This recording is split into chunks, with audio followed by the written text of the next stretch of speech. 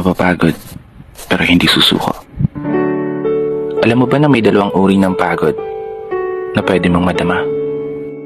Una, yung pagod na itutulog mo lang at pagising mo, okay ka na.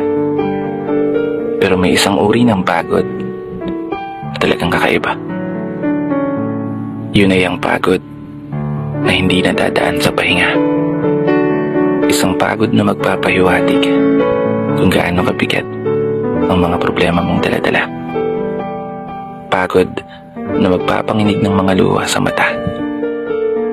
Pagod na magdidikta sa'yo para sabihin ayaw mo na. Mapapatanong ka na lang talaga, saan nga bang direksyon ng aking mga paa? Mga paang tila pagod na sa kakahakbang. Mga paang ngimay na sa kada tapak sa baitang ng hagdan. Isang hagdan na magdadala sa akin patungo sa isang palapag na pinapangarap ko.